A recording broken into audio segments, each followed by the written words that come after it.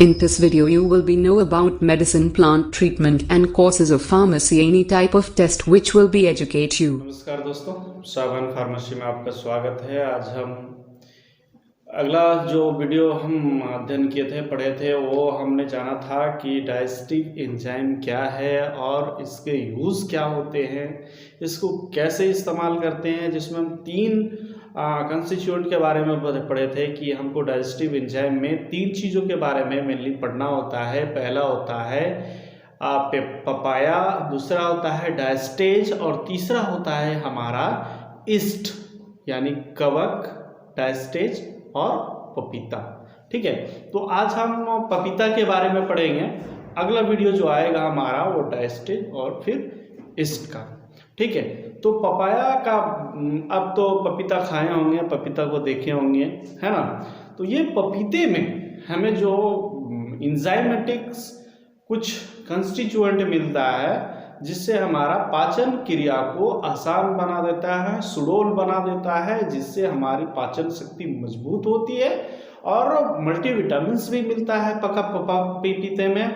पपीता कितने फायदेमंद होते हैं ये आप लास्ट वीडियो तक हमारे तक देखिए। एक दवा के रूप में काम करता है और इसको हम दवा भी मान सकते हैं, as like medicine work papaya.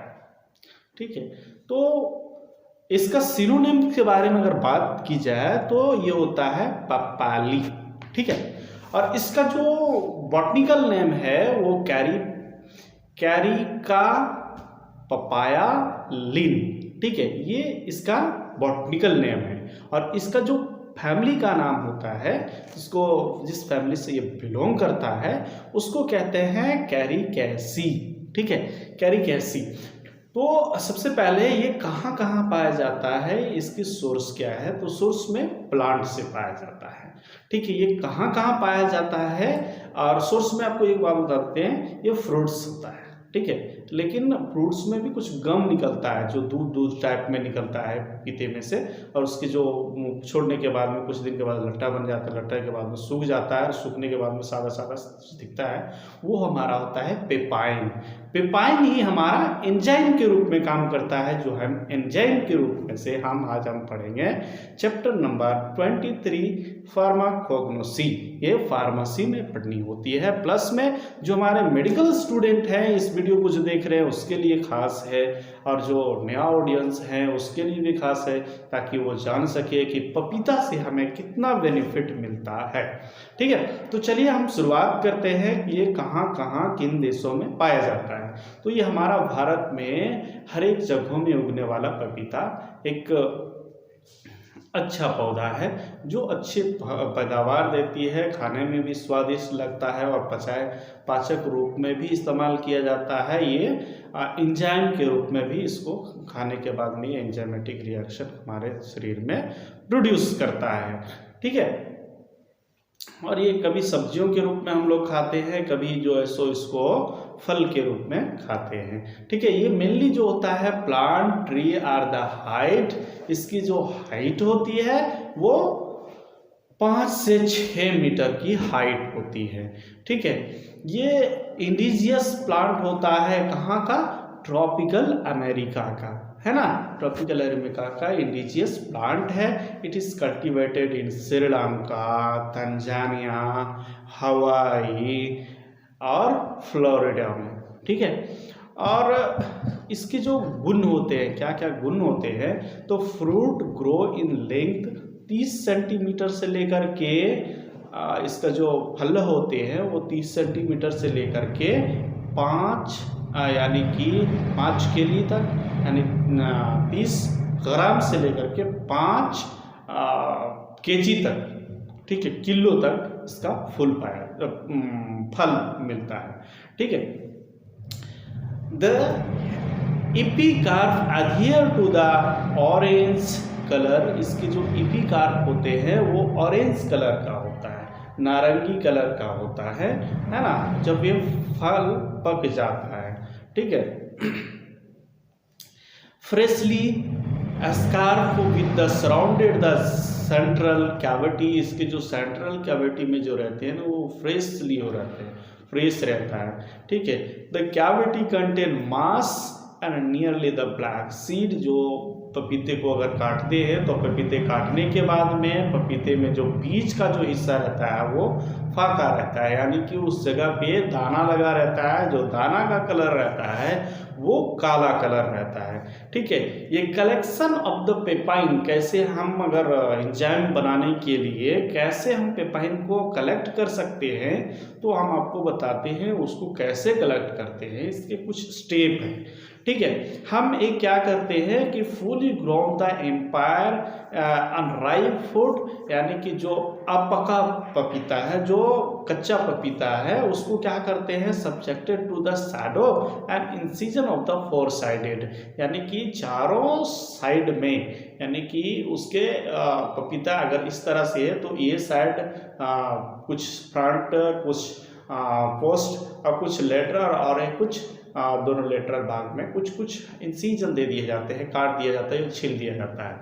उससे क्या होता है, उससे गम निकलता है। दूध पहले फर्स्ट देखिएगा तो आपको दूध जैसा निकलता है, वो क्या होता है धीरे धीरे गम जैसा जम जाता है। गम जमने जैसा जब हो जाता है तो ये क्या होता है कि कुछ दिन में और धूप लगता है तो ये सूख जाता है, और सूखने के बाद में सादा टाइप का एक कुछ हमें प्रोडक्ट्स मिलता है, उसको बोलते हैं पेपाइन। वही पेपाइन है जिसको हम coordinated lump are sided and dried in the sun and artificial heat, उसको थोड़ा सा हीट करते हैं। हीट करने के बाद ये ब्रिटल्स हो जाता है, ठीक है। और उसको क्या किया जाता है the aid to the better grade, इसलिए क्योंकि बढ़िया से पिसाई हो सके, इसलिए उसको थोड़ा सा गर्म करते हैं, grade in the crude पेपाइन।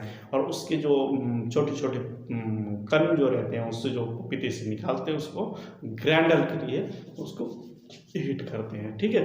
The crude papain is purified with the water, पानी के साथ में उसको क्या करते हैं प्यूरिफाइड करते हैं, यानी उसको पहले एक बार धो लेते हैं, है ना, डिजॉल्विंग वाटर, उसको धो देते हैं, घुल देते हैं, and precipitating with the alcohol. Alcohol मतलब अगर अल्कोहल जो होते हैं इथाइल अल्कोहल, उसको क्या करते हैं उसमें भी कुछ मिला करके रखते हैं ताकि ये ख़राब ना हो, है ना। और उसको फिर ऐसा करते हैं कि जो पपीते का जो ड्राइड जो पेपाइन निकाले हैं उसको फिर प्रिजर्व करने के लिए, रखने के लिए, तो पानी के से धो करके फिर सुखा करके उसको पैकेजिंग करके और फिर ये दवा बनाने के लिए या तो उसको दवा इस्तेमाल करने के लिए तैयार हो जाता है। इसकी कंस्टिट्यूएंट ऑफ द पेपाइन की जो कंस्टिट्यूएंट पाई जाती है वो हमारा होता है सेवरल एंजाइम, बहुत सारे एंजाइम्स होते हैं, है ना, जैसे प्रोटियोलाइटिक एंजाइम है ना। इंपॉर्टेंट एंजाइम पेपाइन के होते हैं जैसे कि proteolytic enzyme like peptidase and converted, ये क्या करता है कन्वर्ट करता है एंजाइम को, कौन सा एंजाइम को, प्रोटीन को किस में कन्वर्ट कर देता है, डाइपेप्टाइड और पॉलीपेप्टाइड में, यानी कि आपका जो प्रोटीन है जो मोनोपेप्टाइड है उसको पॉलीपेप्टाइड और डाइपेप्टाइड में ये चेंज करवाने की इसके पास में कैपेसिटी होती है, ठीक है। और रेनिन जैसे कि दूध हो गया, है ना, दूध को क्या करता है rennin like coagulation enzyme act as casein और ऑफ द मिल्क, यानी कि रेनिन को कैसिन में बदलने का काम करता है, दूध के कैसिन में बदलने का काम करता है। ये हमारा पपीते का लट्ठा, ठीक है। तो एमिलोलाइटिक एंजाइम, जो एमिलोलाइटिक एंजाइम है उसको रूप में भी इसको काम करते हैं। और फिर क्या होता है clotting enzyme similar to the pectase, इसकी जो क्लॉटिंग एंजाइम जो रहते हैं ना, जो एंजाइम क्लॉट कर जाता है, सूख जाता है, उसको क्या करते हैं सिमिलर हो जाता है पैक्टेज के, पैक्टेज का ये सिमिलर होता है, ठीक है। An enzyme with has feeble activity of the fat, ये फीबल एक्टिविटी शो करता है हमारे फैट्स के साथ में, ठीक है। इसकी जो यूजेस होती है, इसके इलाज जो हम कर सकते हैं इससे, तो इससे सबसे पहले एंजाइम के रूप में इसका इलाज करते हैं। यानी एंजाइम के रूप में अगर किसी चीज़ को अपचन हो रही है तो उस समय इसको हम इस्तेमाल करते हैं देने में। या तो सबसे ज़्यादा ये खास करके उसको ड्राइड करके ब्रैकेट करके जब एक्सक्रेट किया जाता है तो सबसे पहले फार्मास्यूटिकल्स में चला जाता है, कंपनियों में चली जाती है और उसकी दवाइयाँ बनाई जाती है फार्मास्यूटिक्स कंपनी और फार्मेसी द्वारा। जो फार्मेसी एक फैक्ट्री है वहाँ पे दवाइयाँ बनाई जाती है। इसी की जो एंजाइम्स का ये हमारे पास सिरप आता है, ठीक है। तो it is an digestive protein because action similar to the pectin. ये पैक्टिन का जो एक्शन होता है ना वो सिर्फ उससे मिलता जुलता होता है हमारा पेपाइन यानी कि पपीते जो लट रहता है उसका, ठीक है। To relieve the symptom of the episiotomy, यानी एपिजियोटॉमी में जब इंसिजन होता है, जब बच्चे की डिलीवरी होती है और जब होता है कि अगर 3 इंच बच्चे जब किसी माँ बच्चे को डिलीवर करती है तो उसके जब बच्चे बाहर आते हैं वजाइना से तो उस समय क्या होता है कि जिस समय 3 इंच रहता है, 3 इंच में बच्चे नहीं आते हैं तो उस समय एपिजियोटॉमी एक सीजर, हल्का सा छोटा सा सीजर देना होता है जिसको कहते हैं छोटा ऑपरेशन। बच्चा हुआ तो छोटे ऑपरेशन से, तो उस समय क्या करता है एपिजियोटॉमी में टू रिलीव करता है ये चीज़, ठीक है। Surgical incision of the vulva and during the delivery, इसको उस समय अगर खाते हैं पपीता को खाता है उसकी माँ तो उस समय उसको आगे चल करके उसको ये कामयाबी मिलती है कि डिलीवरी टाइम में उसको रिलीफ मिलता है। It means packing industry and tenderising beef, यानी कि जो गाय की मांस होती है उसको फ्रीजिंग करने के लिए, उसको उसकी प्रोटीन को डीनेचुरेट नहीं होने के लिए इसको मिलाया जाता है और उसको ट्रांसपोर्ट किया जाता है। ये सारे ज़्यादा करके स्लॉटर हाउस में होते हैं, वो इधर ज़्यादा खास करके उड़ीसा क्षेत्रों में या तो फिर केरला, तमिलनाडु, ये सब क्षेत्रों में ज़्यादा करके होते हैं। Thank you, have a nice day. Please like, subscribe my channel. Have a nice day. Thank you. जय हिंद।